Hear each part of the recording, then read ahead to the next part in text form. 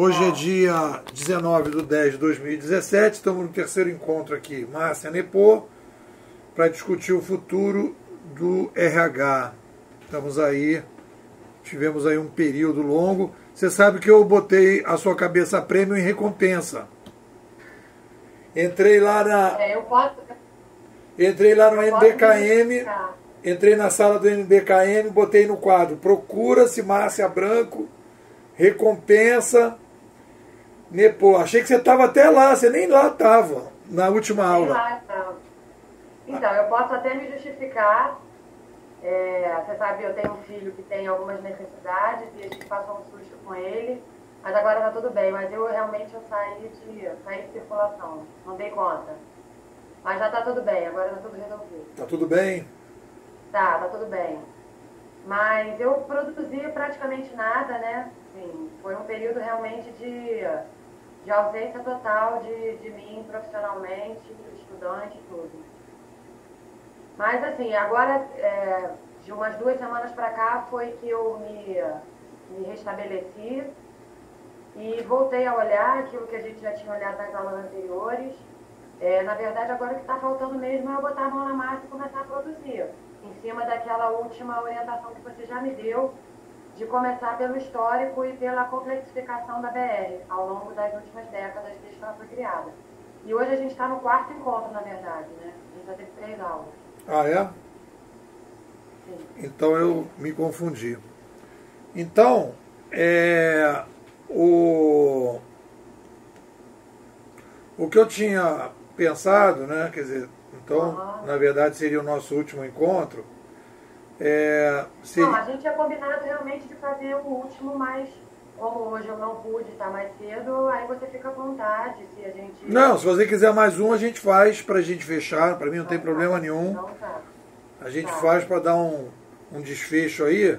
O que eu acho que às vezes é difícil, Márcia, é o seguinte, e é uma realidade, que é a gente conseguir trabalhar, e a gente trabalhou isso muito lá no Big Data agora, com os meninos, com o pessoal, é conseguir trabalhar como se a gente tivesse 2 mundos em paralelo. Você tem o mundo atual, a BR funcionando ali, com a estrutura dela, com o gestor, com a pessoa, com aquele modelo, etc, etc, etc. E você tem um novo modelo administrativo, que é o Uber, o Airbnb, o Mercado Livre, etc. A coisa mais importante que eu acho desse trabalho que você vai fazer é o seguinte: o que as pessoas estão... Qual é a grande dificuldade que as pessoas estão tendo? E eu demorei bastante tempo para poder chegar à conclusão. O livro está saindo, se tudo der certo, mês que vem, o Administração 3.0. Foi perceber que a gente está diante... São 2 modelos administrativos separados. Então, quando as pessoas começam a falar, eu quero inovar, eu quero horizontalizar a minha empresa, porque ela está sentindo que o cliente está diferente, que o menino novo que está entrando já não consegue mais entrar naquela burocracia, não aceita aquela hierarquia, ele vê que o cliente está com mais velocidade, ele olha para o concorrente, ele vê mais rapidez também, as coisas todas mudando, aí ele começa, eu quero mudar, eu quero fazer coisas, eu quero tal, babá, babá, e aí ele fica ali tentando, que nem aquele rato no leite, que fica gerando coalhada, mas não consegue entender o negócio. Você vê um exemplo típico desse problema? É o tal da sociedade do conhecimento. Quando eu comecei a conversar com o Marco, eu chamo isso de teoria marqueteira. Sociedade do conhecimento para mim é teoria marqueteira. O que acontece? O mercado compra, e aí do momento que eu vendo essa ideia, a academia vende essa ideia de sociedade do conhecimento, logo depois vai vir um malandro, um esperto, e vai dizer, já que nós estamos vivendo na sociedade do conhecimento, é bom ter uma metodologia, porque as empresas não vivem na sociedade do conhecimento. Então eu preciso passar as empresas da sociedade do não conhecimento, ou do que vai lá o nome que vai vir antes, né? Ou da sociedade do pré-conhecimento, para a sociedade do conhecimento, em que o conhecimento passou a ser a pedra filosofal, bababá, bababá. Aí eu crio a gestão de conhecimento. Se você pegar aí uma análise matemática dos projetos de gestão de conhecimento nas organizações, fizer uma análise matemática fria, matemática, em termos de competitividade, ou seja, o que reduziu de custo e o que aumentou de benefício, né? Gestão de conhecimento, você vai ver que não foi. Aí, às vezes, você vai ver alguns projetos que funcionaram, você vai ver que eram mudanças que eram necessárias fazer, que se chamou de gestão de conhecimento. Ah, eu tinha aqui uma galera aqui que estava meio perdida, a gente fez aqui um debate com eles deram uma melhorada e tal, aquilo deu uma melhorada. Ah, isso é gestão de conhecimento. Mas se você pegar a base, aquilo ali é furada, teoria marqueteira e metodologia marqueteira. Eu falo isso porque eu estou já discutindo essa parada há bastante tempo e tal. Quando eu comecei, a gente lançou o livro em 2006, eu e o Marco foi colocando essa coisa para frente, porque tinha demanda e ele foi adaptando de um jeito e tal, foi fazendo. Nós tivemos crises no MBKM dos alunos. Eu imagino. Na verdade, eu fiz o MBKM no ano passado e não fiz algumas matérias, estou repondo esse ano algumas, mas eu fiquei muito decepcionada com o curso. E aí, o que você traz me responde, que eu concordo plenamente. Assim, é isso. Eu acho que é essa linha. E eu não sei como que o Marcos se mantém lá. Porque eu achei o curso horrível. Eu detestei o curso. Desculpa falar, mas a única coisa que me alentou foi a sua disciplina, porque o resto eu não gostei de nada. Mas aí que eu digo, o que eu acho o seguinte, Márcio, o problema está no diagnóstico mesmo. Eu acho que nada ali traz resposta, nada ali traz resposta. Traz o Marcos, a disciplina dele ainda traz algumas reflexões. Eu gostei das disciplinas que ele traz, mas depois o curso se perde muito e eu acho isso, fica muito no como, na ferramenta. E, na verdade, não faz pensar numa coisa mais ampla. E aí eu acho que é o que você traz. Mas aí o que você traz também rompe mais ainda com o que o curso se propõe. Porque o que acontece? As pessoas olham para o mercado, e é isso e eu acho que esse que é o problema. Eu até escrevi um artigo, vou te mandar, que eu chamei de teoria marqueteira. O que acontece? A vida não está aí para essas teorias marqueteiras. Márcia, tem uma coisa que eu consolidei agora mais recentemente, que eu acho importante para a gente entender, que é o seguinte. Existe duas coisas aqui, ó. Deixa eu pegar duas coisas aqui separadas. Então aqui, ó. O copo e a xícara, tá certo? Isso aqui é a lógica da vida. Lógica da vida. E isso aqui é a lógica humana. Entendeu? Toda tentativa que eu tenho da lógica humana de me aproximar da lógica da vida é apenas uma tentativa. A vida, ela não quer saber das nossas teorias. Ela não está nem aí. Entendeu? Ela não está aí. Então, quando a pessoa fala assim, gente, vamos combinar todo mundo aqui que a gente tem a sociedade do conhecimento. Vamos. Vamos combinar todo mundo aqui que a gente vai fazer gestão de conhecimento? Vamos. Legal. Mas aí na cooperativa de táxi, que está todo mundo acreditando que a vida vai obedecer aquelas regras, vem o Uber. Porque a garota... Não precisou nem de um combinado, né? Não precisou nem de um combinado. Ele foi uma coisa que surgiu de uma necessidade. Mas eu acho que, de qualquer maneira, tentar encontrar alguma teoria que pelo menos nos ajude a entender o momento que a gente está e a aliviar a angústia de muita gente, eu acho que já é um começo. E mais do que aliviar a angústia, porque eu acho que é isso. Eu também acho que tem muita teoria marqueteira, mas o que eu pretendo fazer é o contrário disso. É de que a teoria esteja aqui a serviço, esteja tentando explicar. Eu acho que ela sempre vai estar atrás. Nunca vai... Ou se é possível que esteja à frente, não sei. Mas que seja uma teoria que pelo menos ajude a fazer sentido. Então o que acontece? Então, quando você vai procurar uma teoria mais eficaz, Você não vai na busca de dizer, eu vou conseguir entender tudo, etc. Tal. Não. O que está acontecendo hoje? Você olha para o cenário, e eu estou dizendo isso há muito tempo lá no MBKM, só para você ter uma noção, eu dava 4 aulas no MBKM. O MBKM é o curso que eu dou, que eu ganhava mais dinheiro. É um dos que paga melhor. E eu pedi para o Marco para dar uma aula só. Porque eu começava a dar as aulas, as pessoas começavam a pirar tanto, porque conforme a crise foi aumentando, foram aumentando as aulas do Nepô.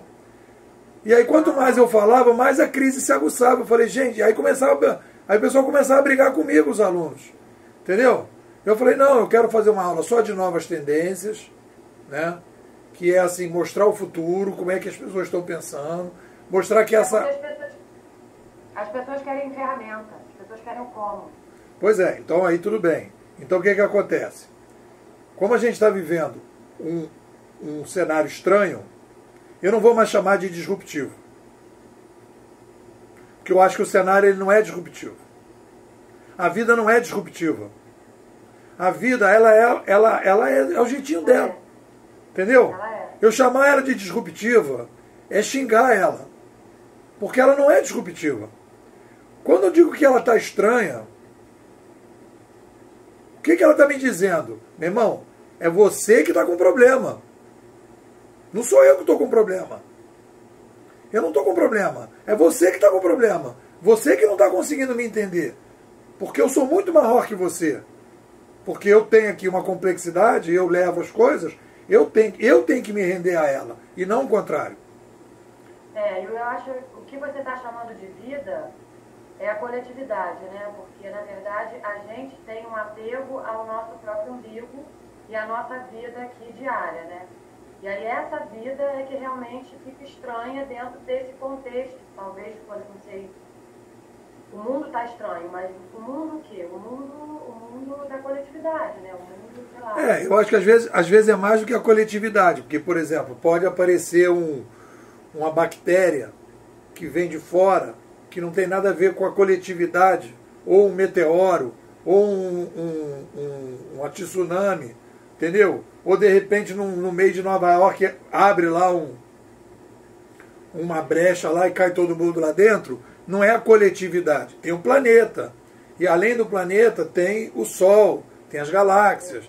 Então tem outras coisas, que não é só a coletividade. O ser humano é uma parte da história. No caso especificamente,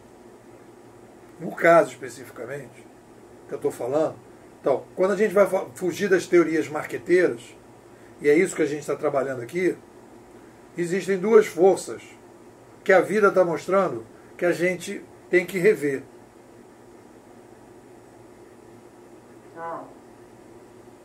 Demografia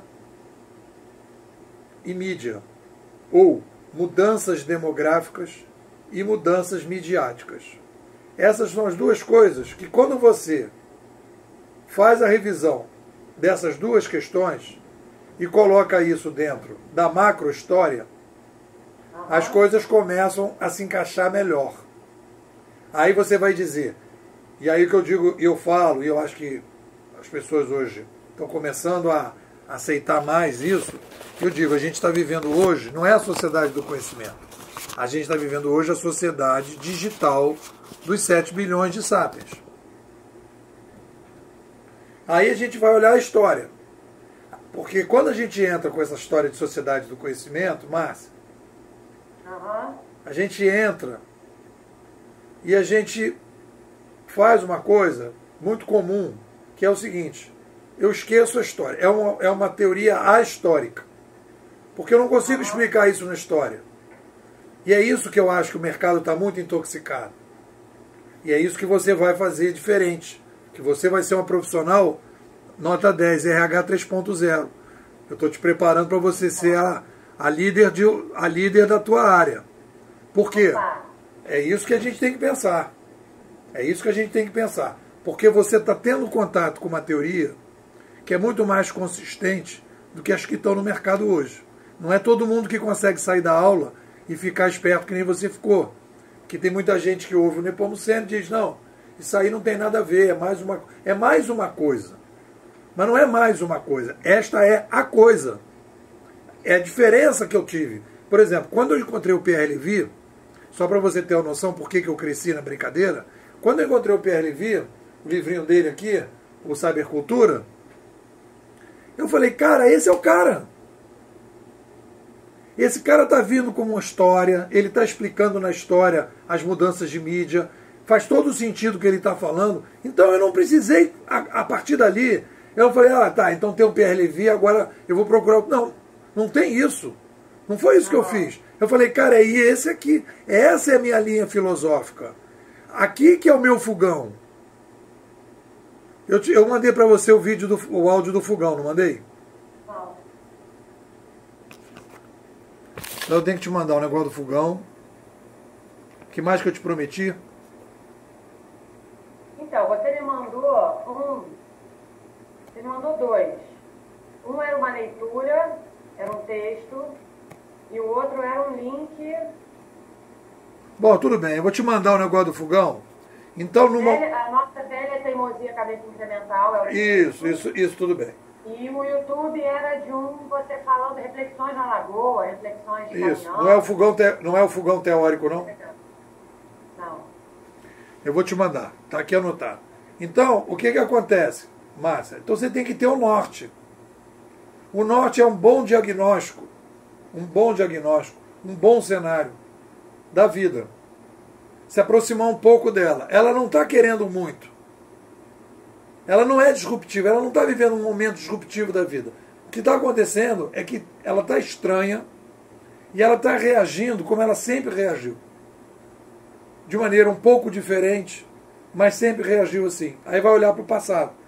Né? Cresceu demograficamente, o ser humano cria uma latência, tem que criar uma nova mídia, e daí vem um novo modelo administrativo. A grande novidade agora, que não teve no passado, é que ela criou um modelo administrativo bem diferente do que a gente está acostumado. E aí a gente pode chamar ele de disruptivo, porque ele não é continuidade. E aí que está a questão que você tem aí como desafio nesse projeto que você quer fazer, que é o projeto dos fornecedores de informática e tudo. Então, isso eu queria negociar com você. Tudo bem. Porque eu vou ter que entrar num campo que está muito fora da minha área de atuação, e eu estou com um projeto grande aqui para tocar, e seria bom se eu conseguisse conciliar. E qual é o projeto? Fala aí. O meu projeto, que eu sou a líder do projeto, é de implementar um modelo de educação na empresa. Esse modelo de educação, o grupo, eu já estou trabalhando com um grupo que vai me ajudar a tocar esse projeto, no sentido de disrupção. A gente hoje é um departamento de T&D. Hoje eu sou parte de um departamento de T&D. Eu fico com a parte de educação à distância. Um grupo, eu tenho um grupo de 3 pessoas que ficam abaixo de mim, e o restante do grupo atende mais o presencial. Então a gente é bem cartesiano. Então tem o EAD, tem o presencial, e a gente atende sob demanda. A gente até tenta fazer um planejamento, olhar a estratégia, mas não consegue-se muito fazer isso. E a ideia, então, é criar um modelo de educação que preveja, que tente, que faça mudança cultural da BR. Uma empresa que aprende, uma empresa que é protagonista do seu desenvolvimento, que pretende seguir os caminhos de aprendizagem que melhor lhe atendam nas suas necessidades, nos seus desafios, sempre relacionado com a estratégia da companhia. Então, essa é a encomenda. Na verdade, a encomenda é um novo modelo de educação corporativa. E eu estou viajando nesse novo modelo. Eu quero ousar nesse modelo. E eu estou trazendo para a minha equipe textos. Eu já trabalhei textos seus e já trouxe... Eu descobri uma revista Espaços, que tem uns autores espanhóis que falam muito também sobre essa... Eu vou te trazer depois os autores. Descobri na internet. E que falam muito de uma educação corporativa que a gente tinha até há pouco tempo atrás o conceito de universidade corporativa, que tem uma autora que é a Norma Éboli, que é meio que a referência, que é na FIA USP, lá de São Paulo. E esse modelo já foi, e agora está se pensando em educação corporativa em rede. E aí o que significa isso? Então se empoderar, minha equipe precisa se empoderar dessa teoria, e eu quero avançar nisso. Então é ter plataforma, é ter conteúdo, é fazer curadoria de conteúdo, é ser através de curtidas. Então eu quero entender como é que eu construiria um modelo de educação corporativa, e esse projeto é prioritário, acompanhado pela presidência, então eu preciso que ele aconteça. Então eu gostaria de seguir nessa linha aí. Entendi. Então vamos fazer. Então olha só, então vamos fazer uma discussão teórica sobre isso. Tá certo? Vamos fazer uma discussão aqui dos limites desse teu projeto para você poder se situar, e até no final das contas, porque quando eu estava lá no BNDES, eu fiquei 1 ano lá dentro do BNDES. Uhum. Não sei se você conhece a galera do BNDES, mas a galera do BNDES é casca grossa. A galera lá é tipo, só tem nerd lá dentro, né? Uhum. E eu falando, discutindo, a gente fez esses debates todos, foi super legal, babá. E eu dizendo para eles lá, olha, e eles queriam criar uma rede social dentro do BNDES. E eu falei, olha, a rede social que vocês vão criar, ela tem possibilidades e tal, mas não cria uma expectativa em relação a essa rede social, porque essa rede social ela vai acabar se adequando ao modelo da organização. Aconteceu isso aqui. Pois é. Aí a galera, não sei o que, papai. Então, se eles tivessem dito, olha, a gente quer criar uma rede social para colocar documentos e de vez em quando fazer um papo e tal, não, a rede social ia ser uma coisa muito bacana, muito inovadora. No final de tudo, as coisas... Foi uma ferramenta que não mudou administrativamente absolutamente nada. Uhum. Então, eu vou dizer para você o que eu acho. Para você poder, inclusive, fazer um debate sobre isso. Entendeu? Então, o que acontece? Eu fiz um texto, eu vou te mandar, sobre educação exponencial, que é o seguinte. Tem aí uma discussão sobre educação exponencial? Tem. Qual é a base da educação exponencial? Eu vou te mandar o texto que eu fiz essa semana, que eu estou iniciando um projeto agora de educação. A editora me convidou para escrever um livro sobre educação para o ano que vem. Um livro sobre educação, se tudo der certo, vai sair. Eu já tenho umzinho, mas vou melhorar. O nome é esse. Educação exponencial, qualidade na quantidade. Então está mais ou menos dentro da linha que você está pensando. Isso. Por que eu acho que não dá para colocar um projeto de educação exponencial dentro da BR? Por que não dá? Dá para fazer determinadas coisas? Dá. Dá para melhorar determinadas coisas? Dá. Mas a gente tem que ter clareza das duas separações. Mas, olha só. A educação exponencial é basicamente o aprendizado por problema. Isso. No momento que eu estabeleço o aprendizado por problema, e eu tenho que dar autonomia para as pessoas resolverem os seus problemas. Isso cria uma modelagem administrativa que tem que ser compatível com essa educação exponencial. Então, se eu começar a trabalhar por problema, as pessoas vão precisar de uma determinada autonomia que a gestão não permite que você possa dar. Não é uma questão que o gerente não quer, que o presidente não quer, que a Márcia não quer. Porque a gestão trabalha com documentos escritos e orais, determinadas regras, determinada regulação, tem um gerente que é responsável por aquela equipe, qualquer problema que vai dar, aquela equipe responde ao gerente, o gerente responde por aquela equipe. Se der problema, ele é o responsável. É assim que funciona. Quando você vai estabelecer a educação exponencial, você vai dar autonomia das pessoas para elas irem desenvolvendo. É isso que o exponencial é justamente essa possibilidade de não ter o intermediador. Então, na minha opinião, assim, não é possível praticar o que eu estou chamando de educação exponencial dentro de um ambiente de gestão, porque vai chegar num determinado momento ou que as pessoas vão começar a querer autonomia, que não vai ser possível, Porque o gerente vai dizer, cara, eu preciso saber do que está acontecendo. Vai travar tudo. Entendeu? Então, uma vez eu tive uma aluna minha, que ela me chamou para fazer uma consultoria numa empresa de águas lá em Niterói, super careta. E um diretor tinha comprado um software de rede social. Então o cara queria o seguinte, ele queria mudar a cultura da empresa através de um software. Entendeu? Aí eu falei para ela, olha, em 6 meses você vai estar demitida. Aí ela falou, pô, mas por quê? Eu falei, olha, vamos fazer o cálculo. O cara gastou 200 mil nesse software. Ele vai dizer para você que você é a responsável para fazer a tal colaboração. Não vai ter colaboração nenhuma. Quando chegar daqui a 6 meses, vão perguntar, qual foi o erro? Eu ter comprado um software de 200 mil, o diretor, ou a minha funcionária que não soube fazer as coisas direito? Vai ser a funcionária que não soube fazer as coisas direito. E aí, então, aí eu falei para ela, vamos fazer assim, vamos pegar esse software e vamos transformar isso numa intranet um pouco mais horizontal. Em vez de as pessoas colaborarem, os departamentos vão colaborar, que eles hoje não participam de nada, vão ter uma ferramenta de colocar coisas, e aí você vai dizer que vai ter um sucesso, porque os departamentos funcionou, todo mundo ficou feliz, e ela continua lá empregada. Entendeu? Então o que eu digo para você é o seguinte, Márcia.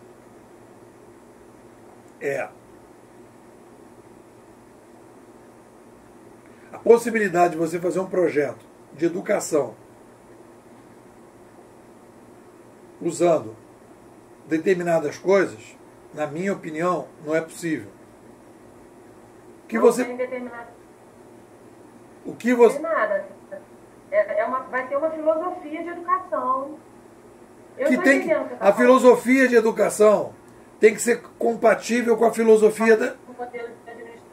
Se você criar uma filosofia de educação incompatível com o modelo, achando que você vai, a partir daí, mudar a organização, não vai mudar a organização.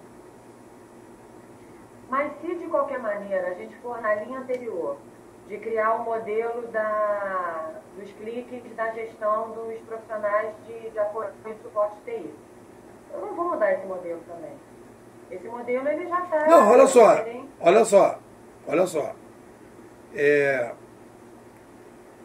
Quem sabe a gente consiga aqui criar, por meio da educação, você trazer primeiro esses conceitos, e aí você faz um alinhamento. Eu sei que é muito difícil. Talvez eu não consiga, assim, essa parte da TI, não sei, está me dando... Não, olha só, eu não tô defendendo o outro projeto, não. Eu só estou dizendo o seguinte, você está me trazendo o seguinte, né? Pô, eu estou liderando um projeto de educação, estou cheio de pique, etc. Eu estou me vendo em 2006, quando eu fui para a DataPrev, cheio de pique, querendo fazer coisas e tal, babá. E as pessoas, cara, baixaram minha bola legal. E depois em outro, eu falei, cara, eu estou equivocado. Eu estou querendo trazer o Facebook para dentro das empresas, eu estou querendo trazer o YouTube para dentro das empresas, eu quero trazer o Uber para dentro das empresas, só que a minha percepção depois desses anos todos isso aqui é uma outra coisa.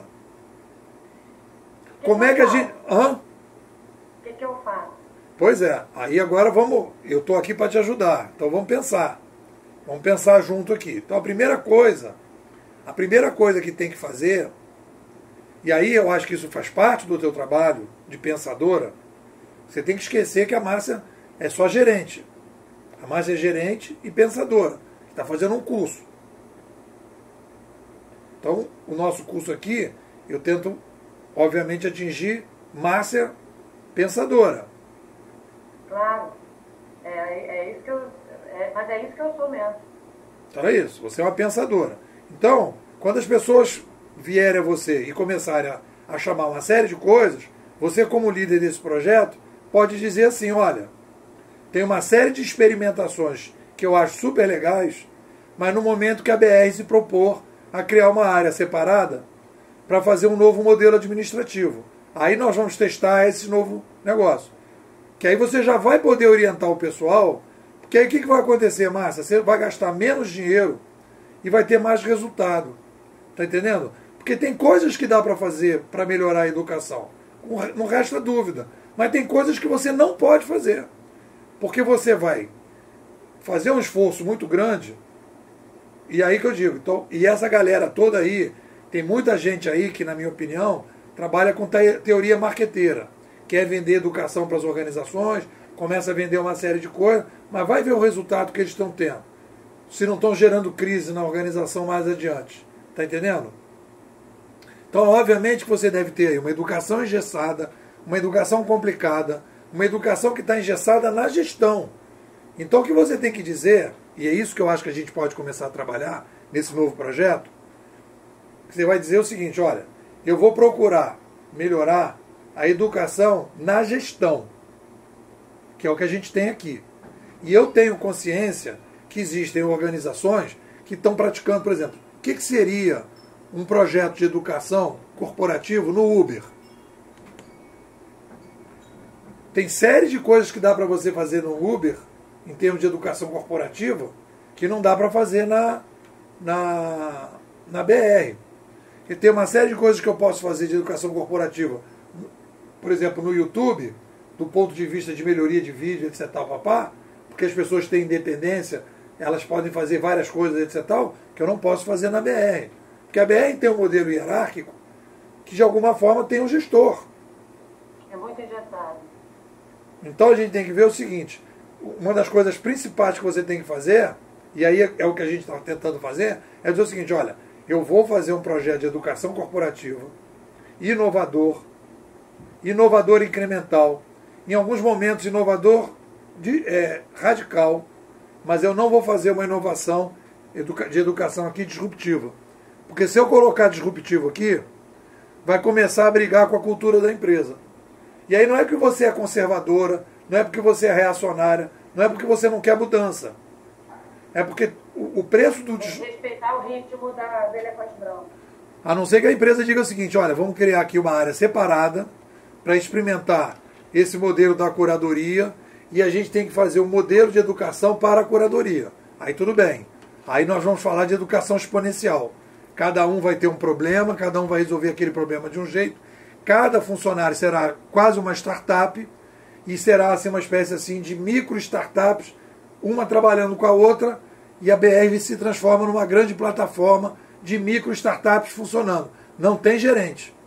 Cada um é responsável pelo seu projeto. Está dando para entender onde é que nós estamos indo? Eu quero isso daí. Mas isso tem... Eu comprar isso aí. Então, mas isso... Mas então, a gente não pode, de repente, propor isso aqui na minha própria área? Pode propor. Pode propor. Mas aí é uma coisa que o presidente tem que dizer o seguinte, eu vou criar um laboratório de inovação disruptiva. Esse laboratório de inovação disruptiva, eu vou experimentar um novo modelo de administração. Partiu, é isso aí. E nesse novo modelo de administração, eu vou criar uma educação exponencial, que é a base para poder funcionar esse esquema. Aí, beleza. Beleza, é isso. Aí a gente vai fazer. Aí você pode pegar, eu vou te mandar o texto de educação exponencial, educação por problema. Eu até já negociei, tem uma plataforma que a gente começou a trabalhar, entendeu? Que é uma plataforma de educação baseada em projeto. O cara vai trabalhar em projeto, e aí as equipes vão trabalhar naquele projeto, e cada equipe é uma startup separada. Então é isso. Quero fazer isso aí. Beleza. Então, isso é uma coisa. Aí você pode trabalhar em dois modelos. Uma educação corporativa, que é da gestão, que você vai... Isso aqui é incremental. Incremental. No máximo radical em alguns momentos. E aqui é disruptiva. São duas coisas. Nesse pedaço aqui. Aí você consegue dizer... Quando o cara chega para você, Márcia, e for falar assim... Não, mas cara, eu vi aqui um negócio que faz exponencialidade e que todo mundo trabalha por problema. Aí você fala, querido, beleza. Vamos trazer para aqui, a área B. Isso aqui é para a área B. Eu não vou misturar as bolas. A área B é disruptivo. A área A é incremental, em alguns momentos radical. Área A. Então eu vou começar a pensar a BR em dois pedaços. Uma BR que trabalha no modelo da gestão e uma BR que começa a trabalhar na curadoria. São duas coisas. É isso. Ok. Aí se você falar, não, né, pô, vamos conseguir criar essa área de laboratório, aí tem a experiência da prefeitura, que eu tenho, tem o embasamento do livro, que a gente pode usar, e a gente pode até fazer o projeto disso aí. O livro está escrito, tem todo o detalhe para a gente fazer, pegar a equipe que vai montar o laboratório, tem 11 anos, o livro tem 11 anos de ralação. Por quê, de que maneira, discussão filosófica. É aquele curso que a gente fez lá e fazer um debate, criar um laboratório, não sei do que, aquele laboratório vai funcionar assim, assim, assim, assim, babá, babá. Aí você vai pensar uma educação exponencial para a BR 3.0. Beleza. Aí tudo que é disruptivo e tal. E tem muita coisa que já não vale para cá. Tem muita coisa que a gente poderia usar aqui no A que já não vale para cá. Entendeu? Porque aqui é autonomia total para as pessoas. E aqui é autonomia total no sentido de tem algumas linhas. O cara do Uber, por exemplo, ele não vai oferecer, sei lá, não vai andar pelado. Tem que ter uma regra. Tem regra. Mas não é uma regra assim fixa. Você vai botar a balinha de hortelã, a balinha de hortelã tem que ser da Nestlé, a balinha tem que ser colocada de 4 em 4. Cada um decide quantas balinhas vai botar, que tipo de água vai oferecer. Entendeu? Fica a critério do motorista. Como ele vai limpar o carro dele, se ele vai limpar de meia em meia hora, de hora em hora. O que vai valer é a avaliação. Se ele tiver uma boa avaliação, ok, não tem problema nenhum. Aí eu te pergunto, você acha que o pessoal tem apetite para isso? Então, uma coisa é ter apetite. Assim, o meu gerente direto, ele é inclusive o responsável pela política de inovação da empresa. Ele é um cara novo e acredita nisso. Mas ele enxerga a inovação como mais uma ferramenta. Por meio de uma ferramenta, ele acha que ele vai... Então já foi criada uma rede social aqui interna, a gente já lançou o aplicativo, ninguém baixa. A gente fez um hackathon agora há pouco tempo, a participação foi ótima, mas ninguém entende nada do que está acontecendo nesse hackathon. Então eu acho que é uma pessoa que estaria disponível, mas que ao mesmo tempo ainda é muito apegado a esse formato hierárquico. Eu quero enfrentar o desafio, assim, eu vou tentar. Eu acho que para mim faz sentido propor alguma coisa nessa linha. Olha, olha só, se você quiser, com o desdobramento desse nosso papo, a gente pode marcar semana que vem, e a gente pode fazer uma aula presencial para fechar o nosso curso. Legal. Eu vou aí, a gente faz uma aula presencial, em vez de fazer à distância. E a gente marca uma reunião com o teu gerente, com algumas pessoas. Eu posso fazer uma apresentação de 40 minutos, meia hora, 40 minutos, mostrando qual é a minha metodologia, como eu cheguei, por que eu cheguei numa metodologia do laboratório de inovação separado, o que é esse laboratório de inovação separado, quais são as vantagens em relação ao que existe hoje, por que tem que fazer desse jeito. Tá. Se o cara disser, cara, acho que dá pra gente fazer, acha bacana, aí a gente pode começar um projeto, que aí esse projeto começa com, aí tem um workshop, preparação, aí já vai ter o livro, esse workshop está baseado no livro, vai discutir, as pessoas vão ter a leitura do livro, a discussão, bababá, babá, babá, e dali para frente vai ter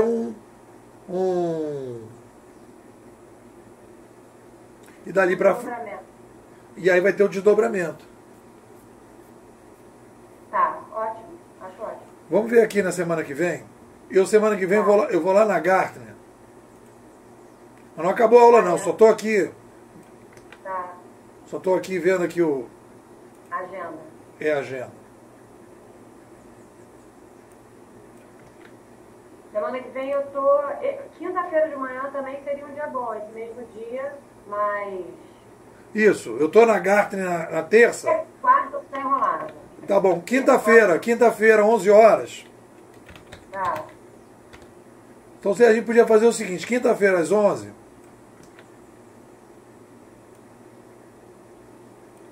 E aí ver se ele tem agenda. Tá. Ou antes ou depois. O ideal seria antes, 10 horas. Então, vamos marcar de 10 a meio-dia, que aí a gente conversa antes um pouco e eu vejo se a partir disso aí ele já entra e a gente conversa. Beleza. Então tá. A BR é ali na Cidade Nova, né? É na Cidade Nova, do lado da estação da Praça 11, do metrô da Praça 11. Tá, eu sei onde é que é. Bom, então beleza. E teu andar aí qual é? Terceiro andar. Tá, chegou lá embaixo. Você vai chegar lá embaixo, vai chamar pela Márcia, ramal 0565. Aí vão ligar para minha mesa e eu autorizo. Tá. Beleza, então, Márcia, o que eu acho que é o seguinte. O que acontece? Vamos aí discutir as dificuldades.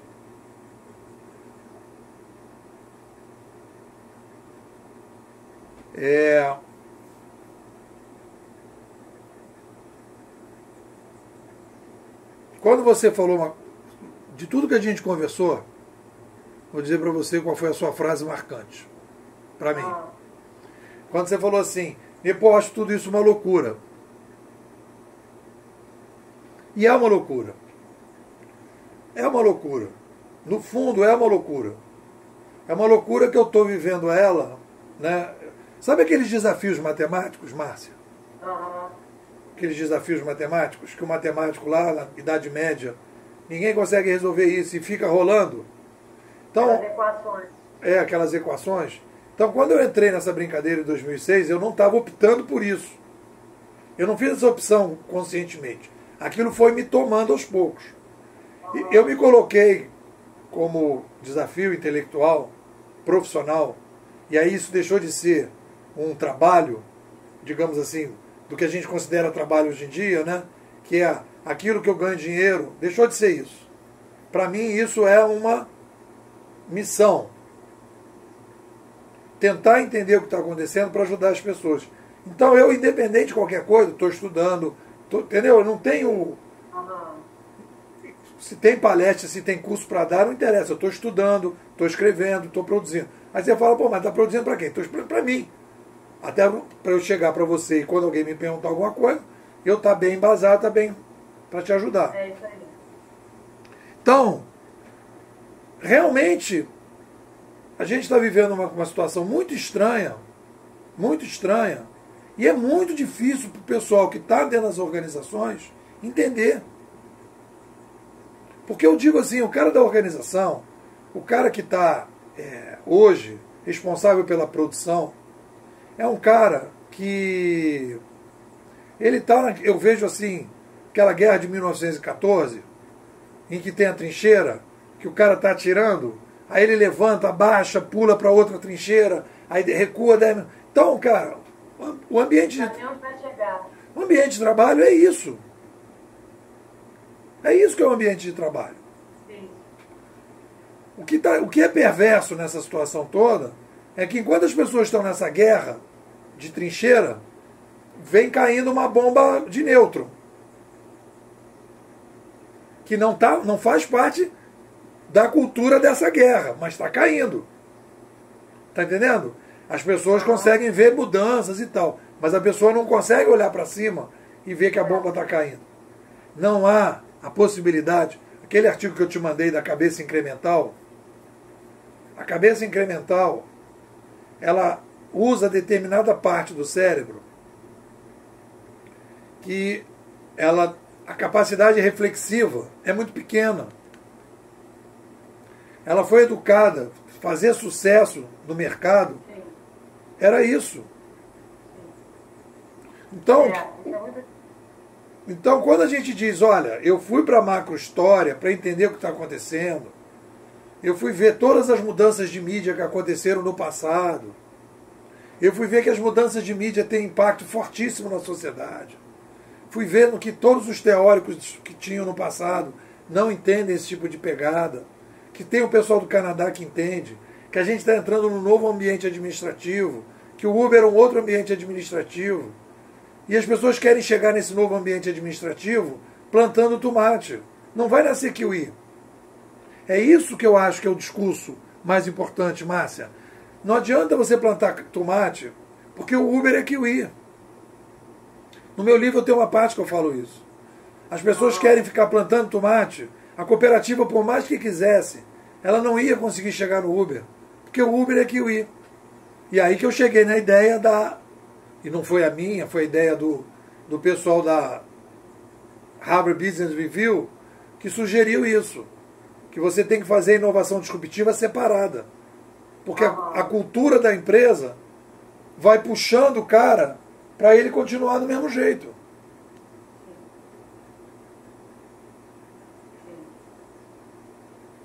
Eu acho que essa é uma conversa para ter com o pessoal da inovação mesmo e algumas pessoas aqui da minha equipe de T&D.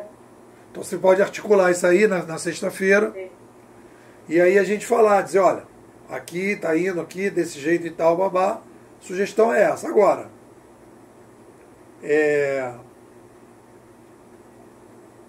eu acho que dentro da linha, Márcia, para não assustar, se a gente entrar num esquema da linha experimental, não entrar nisso assim, dizer, não, a companhia agora tomou uma decisão, não. Existe uma inovação, existe aqui uma linha de raciocínio que é essa, faz sentido. Vamos experimentar? Vamos experimentar? Lá na prefeitura funcionou como? Os setores foram separados. Então veio gente de vários setores. Veio o pessoal de urbanismo, veio o pessoal de educação, veio o pessoal de saúde, veio o pessoal do meio ambiente, veio o pessoal de tecnologia, veio fazer o curso. E aí criou uma equipe separada, que era o pessoal da inovação participativa. E aí começou a pensar projetos já na ideia da curadoria. Em nenhum momento esse grupo, em nenhum momento, Márcia, esse foi o grande ganho desse projeto da prefeitura, em nenhum momento esse grupo que está aqui fez assim, ó, vamos mudar isso aqui. Não fez em nenhum momento. A gente admite que isso aqui, que a BR, do jeito que ela é hoje, ela admite mudanças incrementais e radicais. Nada além disso.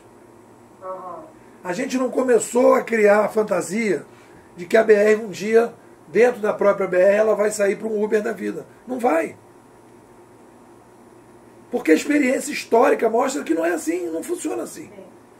A indústria da música não foi assim e tal. Aí você vai me perguntar, né, pô, mas eu preciso ir para a curadoria? Essa é uma boa pergunta, Márcia. A BR tem que ir para a curadoria? Uma empresa de construção civil tem que ir para a curadoria? Uma empresa de... É porque a questão da curadoria, hoje tudo é curadoria, né? Se fala muito em curadoria. E aí a gente já tem falado sobre curadoria aqui. Só que a curadoria, ela é muito restrita no operacional. A questão da curadoria que você traz é a curadoria da gestão, da administração. Essa que não vem mesmo. Essa não vem Não, mesmo. porque o detalhe é o seguinte, Márcia, na curadoria, e eu demorei para chegar nisso, eu estava escrevendo, vou te mandar um artigo também, você vai ter várias coisas para ler. Olha só, isso é uma coisa bacana para você pegar.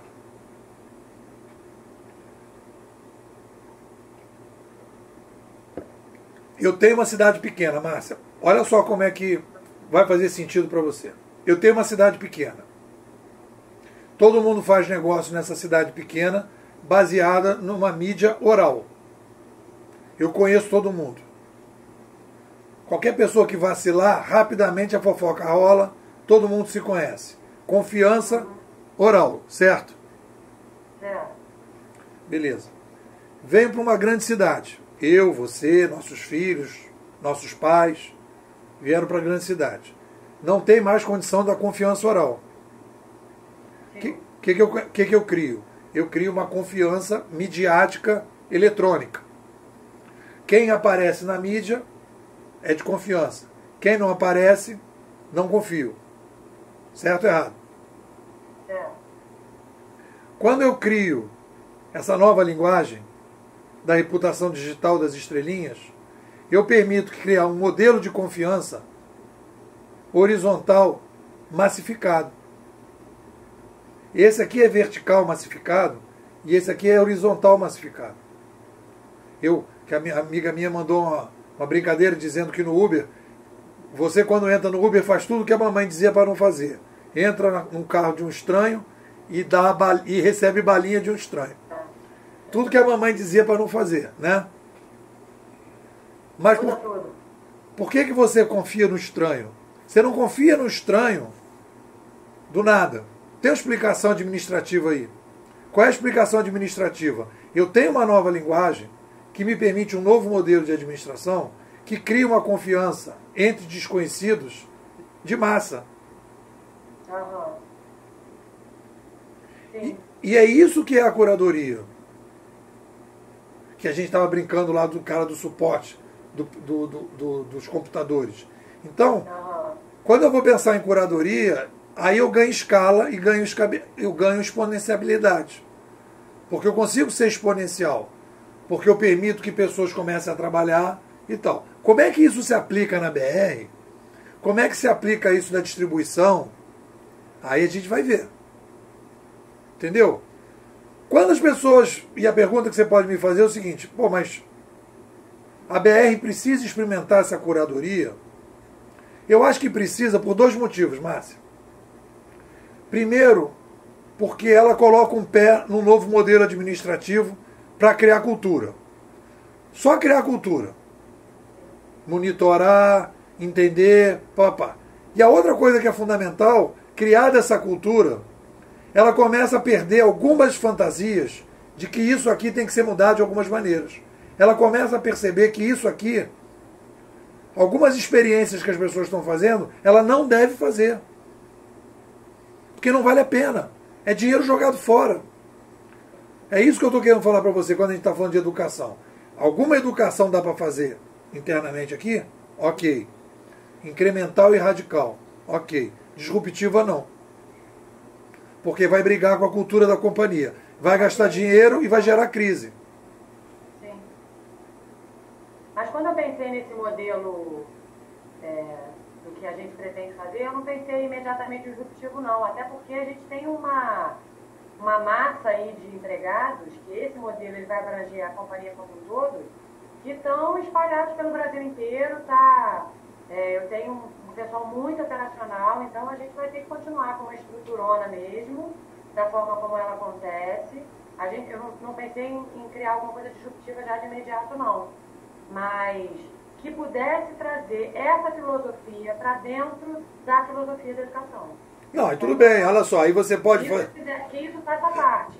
E que isso possa ser experiência de transição, experiência de locais possíveis. Olha só, por exemplo, criar um YouTube educacional, Isso. que as pessoas produzam vídeo, Isso tudo é incremental. Entendeu? Isso é legal, isso aí que eu estou falando. Eu não acho que isso aí não é legal. Isso é legal, isso funciona. O cara, por exemplo, faz um vídeo lá, olha, eu estou aqui com a experiência e tal. Mas aí que eu digo, aí você vê como é que são os problemas. Até em determinadas coisas. O cara vai fazer um vídeo, porque aí o centro vai fazer um vídeo. Aí não é muito YouTube, é mais... mas pode fazer vídeo com selfie, se filma fazendo. Mas aí é mais Netflix, porque tem que ter autorização central para o cara botar um vídeo para todo mundo aprender daquele jeito. Porque aí o gestor pode dizer, cara, mas essa metodologia não tem nada a ver, por exemplo. Entendeu? Então tem que passar por alguém para validar. Teria o validador. Teria o validador. É mais Netflix. É novo. O Netflix é incremental. O Netflix é incremental. O Netflix é incremental barra radical. O Netflix não é disruptivo. O Netflix ele é só é um modelo digital de aluguel de filme. É o que você pode fazer. É um modelo que já existia. Mas está dando para ver como é que a gente começa a brincar interessante, Márcia? Porque no momento que eu digo que vai ser um YouTube, eu mesmo estava dizendo que podia ser um YouTube, logo no seguinte eu digo o seguinte, mas pô, o cara vai fazer um vídeo e todo mundo vai começar a aprender uma coisa que de repente está fora do padrão. Sim. Então, e vai acontecer com certeza. Então não pode ser o YouTube. E aí não pode. Tem que ser o Netflix. Netflix é incremental radical. Tá dando pra gente brincar? Se eu tenho a área B, eu digo, não, isso dá para brincar na área B, mas não dá para brincar na área A. Na área A não dá para brincar disso. Entendeu? Olha, o que tem de empresa que criou laboratório de inovação separado, o Itaú, o Bradesco, o Boticário, a Natura, a Tecnisa. Então, quando você vier conversar, tem que trazer esses elementos aí pra gente. Tudo isso está criado. Só qual é a diferença da minha metodologia para os outros? Eu percebo o novo modelo administrativo. Eu posso, nesse laboratório de inovação, ter duas áreas. Uma incremental, radical, que pensa, que é mais ou menos o que ele já existe hoje, para dentro da companhia, e ter uma área totalmente separada, que pensa o amanhã. Essa área é uma área desgarrada. Entendeu? É totalmente desgarrada. É uma chamada BR 3.0. Ela não tem compromisso com essa BR aqui. Aliás, ela quer acabar com essa BR aqui. Entendeu? O objetivo dela é pensar como é que isso aqui acaba. Porque aí ela começa a produzir o seu próprio suicídio. Ela não fica à mercê do suicídio dos outros. Aí vamos ver o que dá. E aí tem que ver cada caso. Aí nos workshops a gente trabalha, as pessoas têm ideias, eu vou contribuindo, a gente vai pensando e vai mixando, que é uma coisa também que a gente pode fazer. Porque hoje as pessoas pensam assim, eu quero cases na área de distribuição de energia. Mas de repente tem um case de calcinha que interessa, porque de alguma forma o cara fez um negócio que dá para adaptar. Entendeu? Dá para pegar alguma coisa do Uber, dá para pegar alguma coisa do Mercado Livre, chama esse pessoal para fazer palestra. Eu chamei várias pessoas para fazer palestra na prefeitura. Foi o pessoal do Reclame Aqui, foi o pessoal do Taxi Beat. E aí o pessoal vai ouvindo, vai vendo como é que funciona, as dificuldades, as coisas e tal. Porque as pessoas também acham que curadoria é assim, é Jesus. Entendeu? Bota um crucifixo, fica rezando e tudo vai funcionar. A educação é assim também, né? Tudo a educação resolve. Não, então quer dizer, não é isso. Tem um modelo administrativo que tem técnicas, tem tecnologias, tem aprendizado, tem pessoas que são especializadas, tem algoritmos, tem cultura. Então como tudo na vida, tem norma, regra e ciência, né? Então tá bom.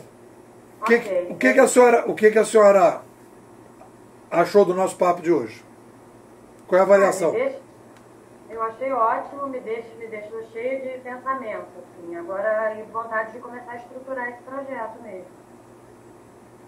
Mas,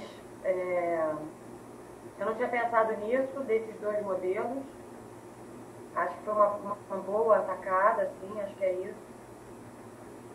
E vamos seguir. Dá um medinho, mas vamos embora. Eu acho que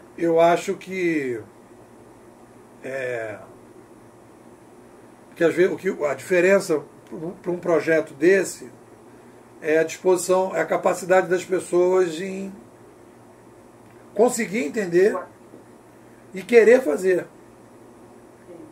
Porque às vezes, por exemplo, no caso do BNDES, o Faveri disse para mim, Nepô, ele era o superintendente de RH, cara casca grossa. Ele virou meu amigo. Ele falou, quando terminei o projeto, ele me chamou para para almoçar. Ele falou, Nepô, quero dizer para você o seguinte, você é o cara. Mas nós não vamos fazer nada que você está propondo. Entendeu? Eu não tenho nada, eu não tenho condições de questionar isso que você está propondo. Para mim é isso tudo que você está propondo. Mas nós não vamos fazer.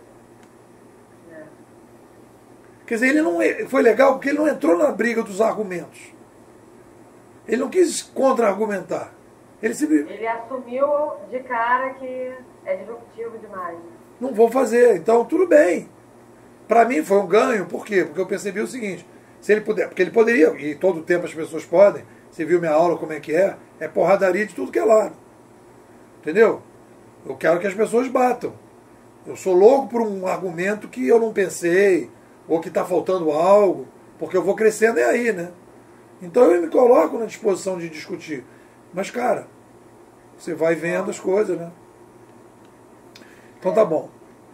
Então tá combinado. Qualquer coisa a gente fala de novo no WhatsApp. Tá, sexta-feira, 10 horas. E eu vou te mandar aí as coisas agora. Não é sexta, é quinta. Hoje não é quinta? É quinta. Quinta, isso. Quinta, é dia sexta? 26. Quinta, 26. Quinta, 26. Isso. Tá combinado. Um beijo, amor. Beleza. Tchau. Beijo. Tchau. Tchau.